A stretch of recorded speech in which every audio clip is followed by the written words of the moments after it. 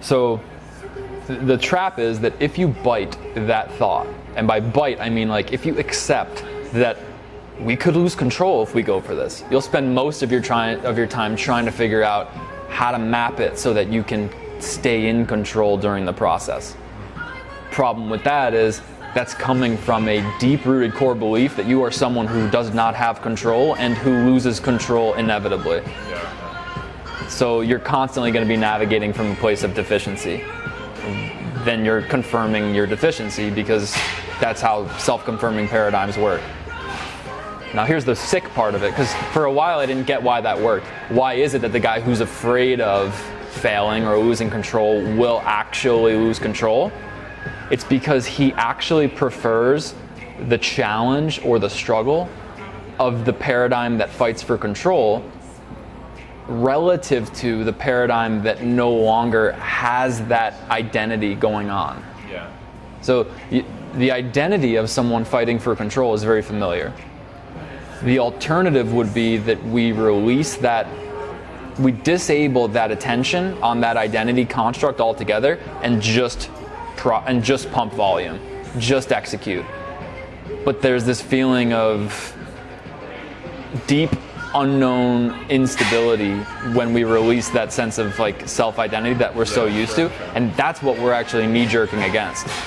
Irrationally, there's a knee-jerk against releasing that self-identity construct.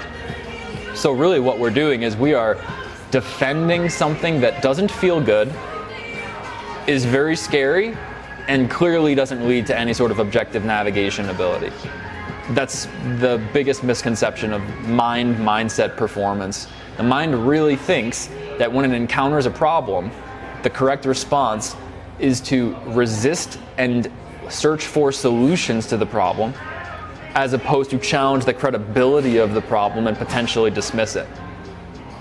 The problem here being, there's a real issue. I'm gonna potentially lose control if I play this 40,000, 50,000 hand sample. Who says? Because the high performer doesn't have that thought. Yeah.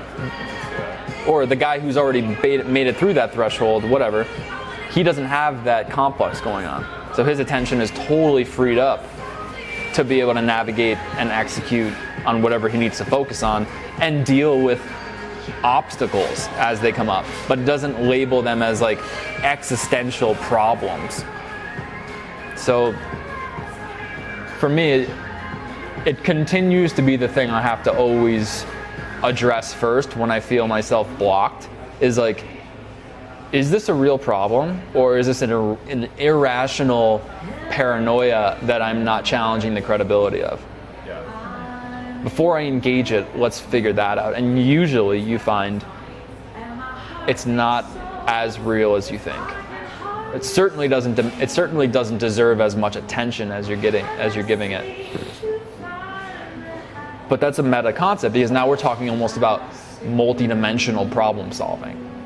We're talking almost about like that Einstein quote, the problems can't be solved on the level of consciousness that they arose. I truly believe that's what he's pointing at, is that the problem is given credibility on an experiential level.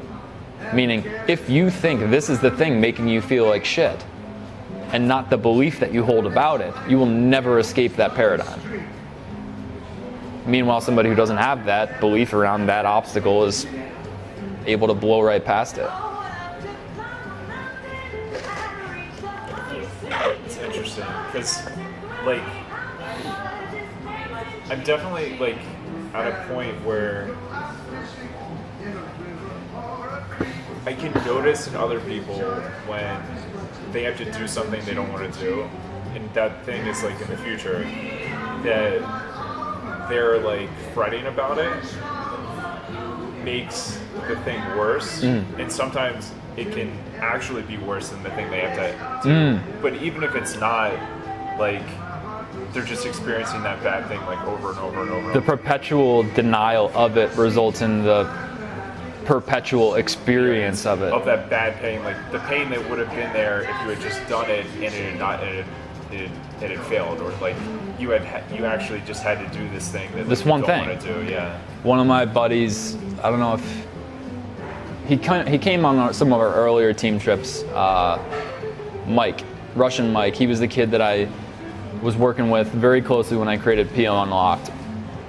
I was with him in Spain with Yves and Logan, and we were walking on the boardwalk one night, and we were having a very similar discussion to this, and he told me this quote: "A coward dies 1,000 times, warrior dies only once." Yeah, sure. And it's this concept exactly, which is just like, there are certain things you cannot control. The logical response to that is surrendering once, die once to that fear, to prevent living in a reality where you are perpetually experiencing the paranoia of that fear. And again, this goes to a really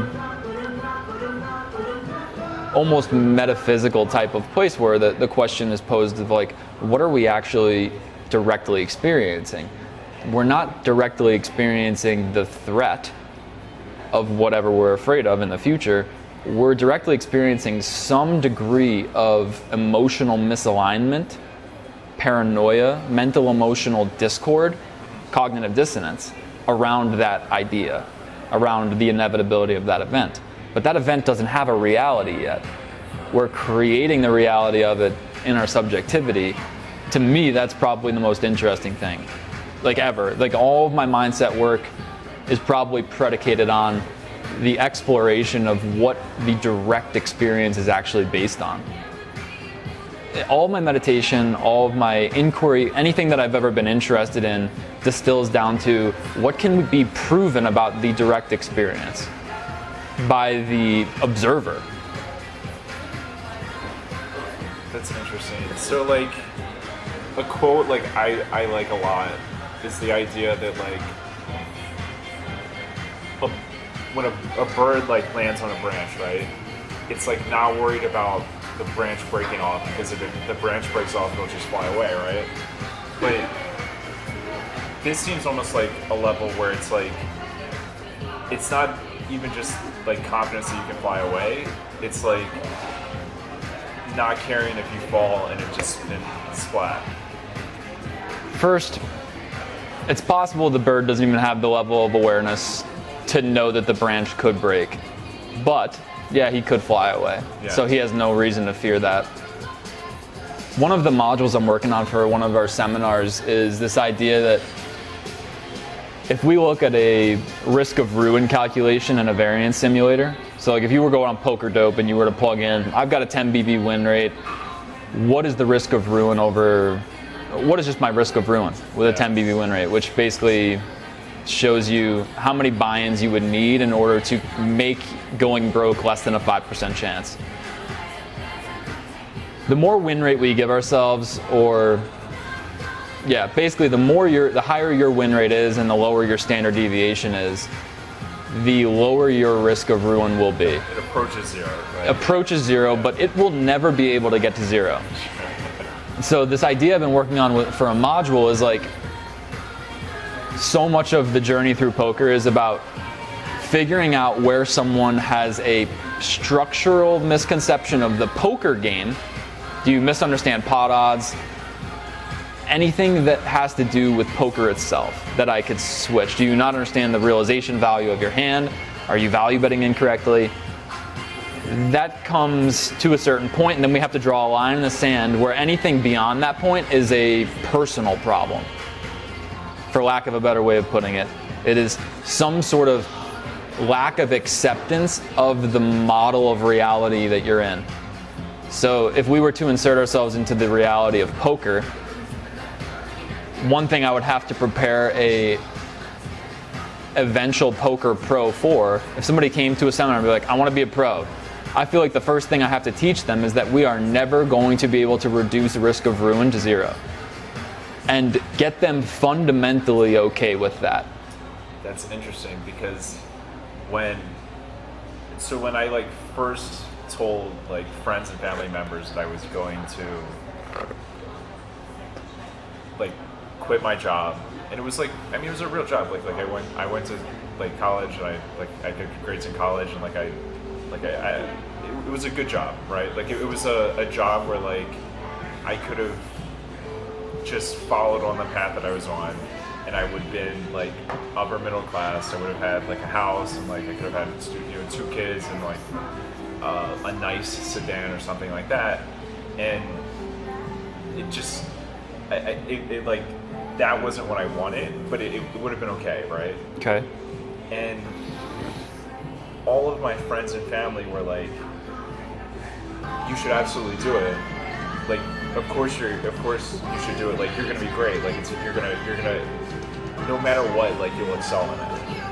And it was always funny to me because, like, inside I was like, there's always that risk of ruin though. Like, it doesn't matter like how great I am or whatever. Like, it could still just go wrong. It doesn't matter how safe the model appears to be. Right. But even, I think I mentioned this somewhere recently to one of the groups that we're in. I said the only reason that this career seems more risky, assuming you're approaching it responsibly, like let's assume we can get risk of ruin down to 1, 2, 3% through proper bankroll management and making sure you're skilled enough before you deploy. There's 3% chance that a guy in a cubicle is going to get laid off in the next 2 months just because the company restructures. It's not listed on the wall as a variance simulation for everybody to look at when they walk in the door. You can do the same thing for poker, right? Like, that model assumes like fixed inputs, right? You have a fixed win rate, you have a fixed standard deviation or whatever. What's the risk of ruin of some guy in Hong Kong just running off with your bankroll? Stealing from you, like any of these things that are clearly uncontrollable factors that we never factor in just because we can only bite off so much with our minds at any given one time. Yeah, sure. And so, like, realistically, I think a lot of what's happening in the corporate sector is people are not able to accurately assess their risk of ruin in their career, which causes crazy rationalizations for not doing something else more risky. Right. And now here's the 3.0 version of that. I had a good friend recently who I was offering an opportunity to start a new business that I think he's going to be really good at, and he would have had to quit his cubicle job to do it. And this was a quick thing where I was like, what would I have to do to get you to quit on Monday? And it was Friday. Yeah. Just as a thought experiment, like, because he was basically pushing it off into the future that he would do it, he just needs time. And I'm like, I know where that goes. That's just never gonna have you pull the trigger on it. So, like, gun to the head, what would need to happen for you to drop out on Monday from your job?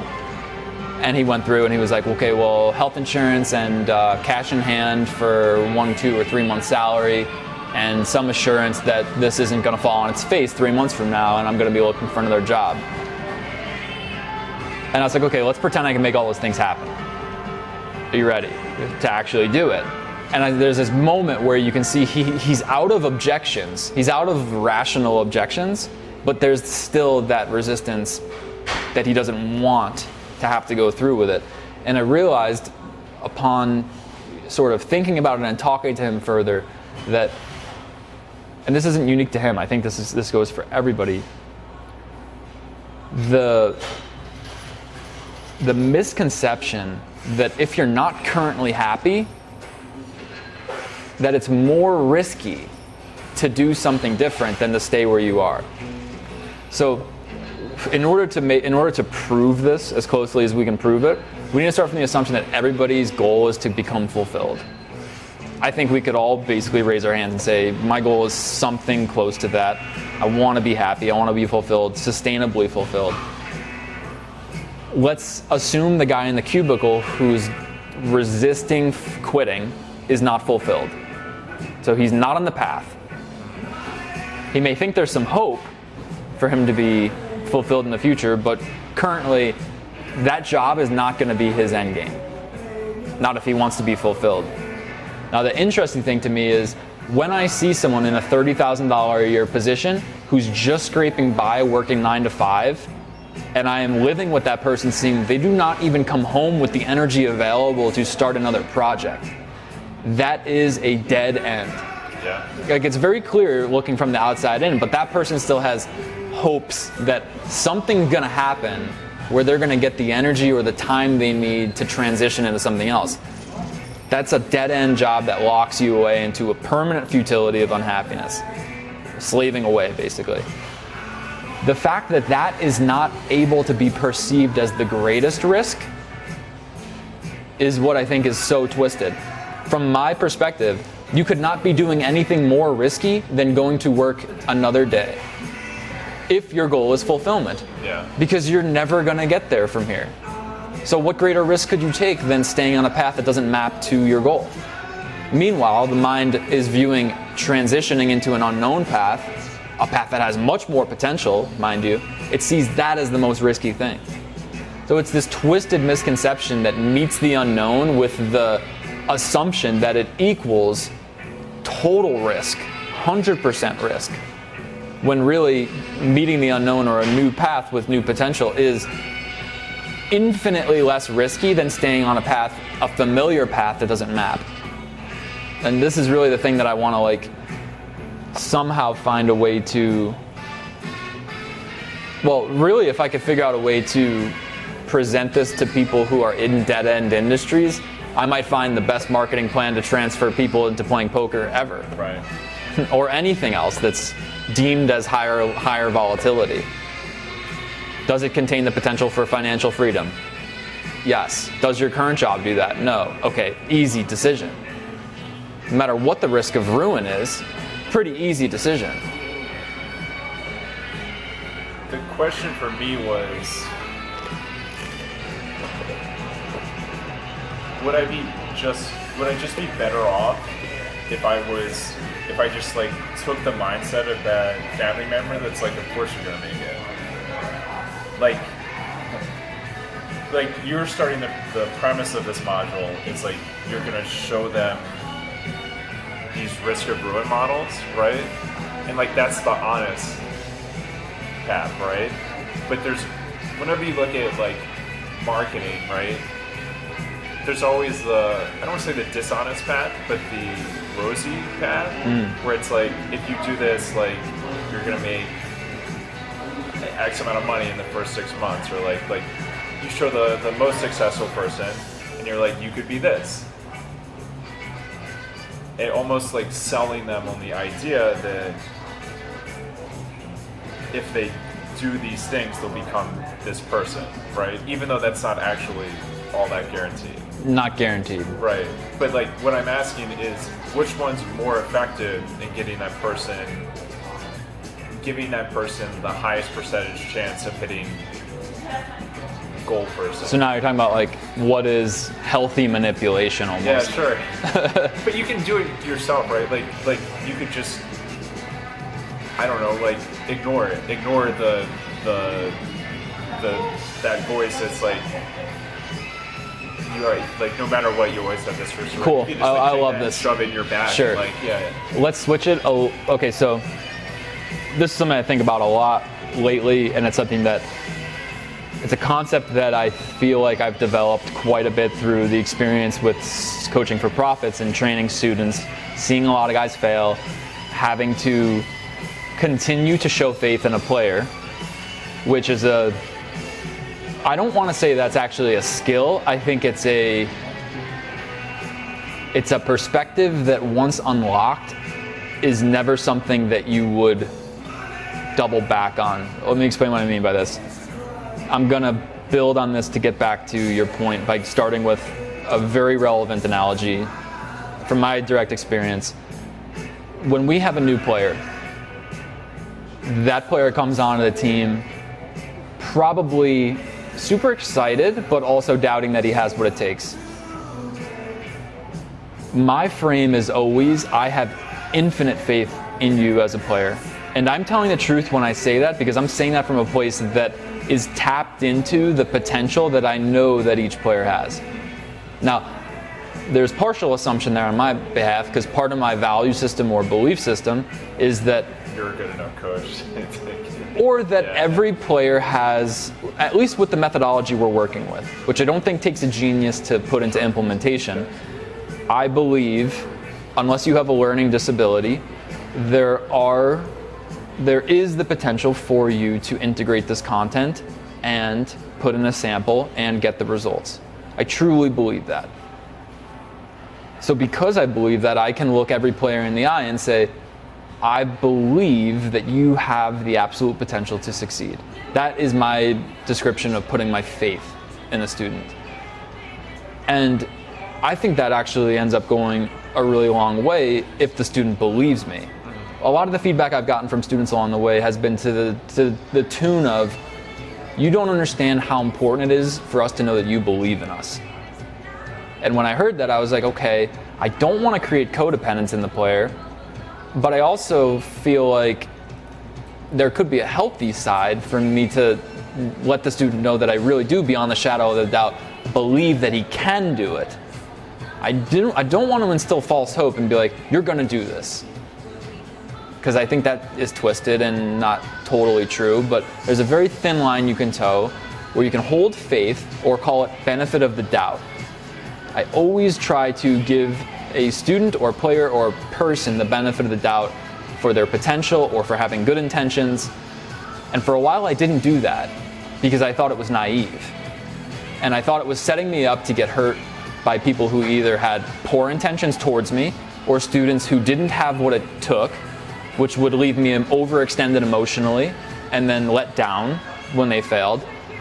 There's a lot of reasons that we don't lead by giving someone the benefit of the doubt, or even giving reality the benefit of the doubt. Like, the deepest core belief I think that most people struggle with, including myself, is, am I in a supportive universe? Or is this universe hostile in some way? Right. And so when you meet other people, you have this choice, and it's a continuous choice. Am I going to lead with the faith that you are capable of your potential and well-meaning towards me? And the more I started to experiment with that, because I encountered execs on the team who had different beliefs. My brother, for one, who was much more skeptical to begin with of giving people the benefit of the doubt for their potential. And I saw the differences between how we approached stuff like reviewing applications and dealing with problems when they came up with players along the way. And I learned a lot from watching him, and I don't think that he's absolutely wrong in the same way that I don't believe I'm absolutely right.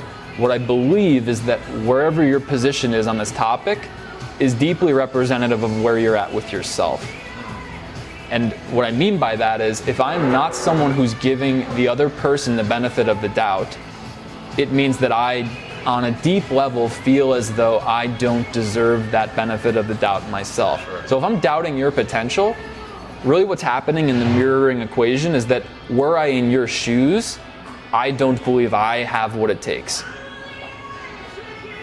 And this is meta, and you have to sit with this maybe for years, and maybe some people get it right away, but the gist is that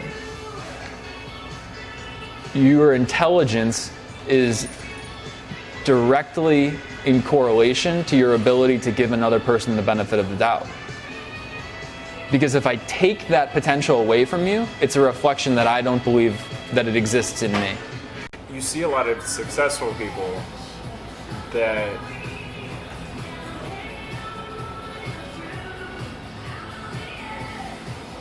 attribute their success exclusively to like hard work or talent or something like that, right? And when they interact with people who aren't as successful in life, they will sometimes have advice along the lines of like,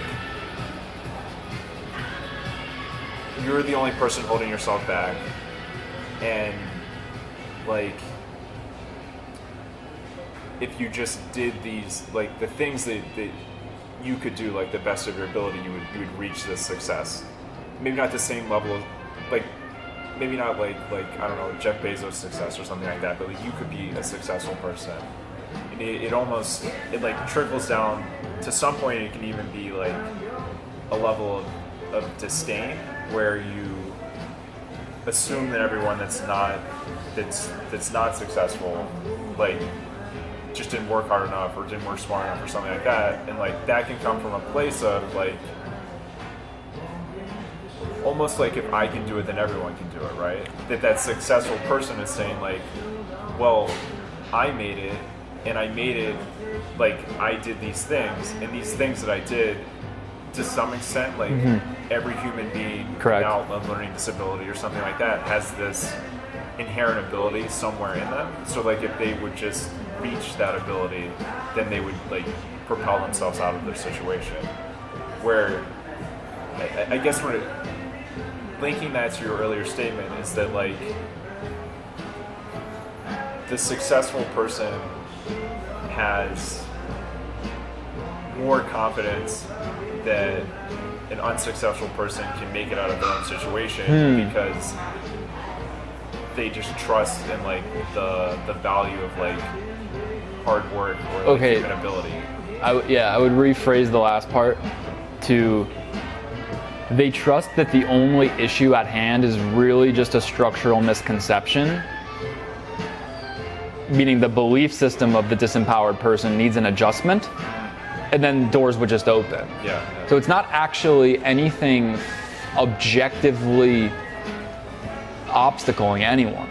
I think that's the perspective of, and I know we're speaking in relative terms here, so like I can't say that an amputee is going to be able to run a 3-minute mile. You know what I mean? Like within reason, and that's why I started the conversation from the premise that I believe that the poker methodology that we're working with at least is enough for any semi-competent person who tests decently to make it all the way through less work required than a lot of other jobs. What I can't promise is that that's going to happen without perspective shifts on their end, because what we see constantly is we draft players, 3 months later, some of them are over here, some of them are over here, some of them are over here. How does that happen when they're all applying themselves to the material? Well, it's happening because they're operating from different perspective set points in their belief systems.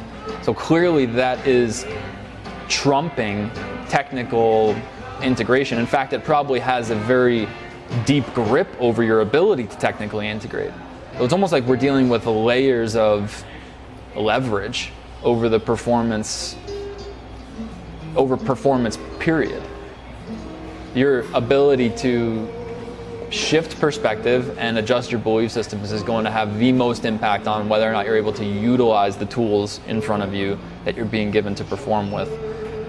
Now, I would say that the person who's been through it, so let's just say any high stakes player who's crawled from small to high, understands looking back on their journey that it was a series of perspective shifts that needed to lock into place so that they could begin to operate differently. And I would say that the guys who are at high stakes now, comfortable and in a good mindset, would say that those perspective shifts were entirely subjective, how they looked at their reality, not really governed by things that happen in reality. Like, the sea did not part miraculously. It wasn't any of this. It was that they took a different perspective towards the way they were operating and did it. And now here's the weird part, is that if a high stakes player has disdain for someone who hasn't made it yet, it's actually still a reflection of their own self-critical imbalance.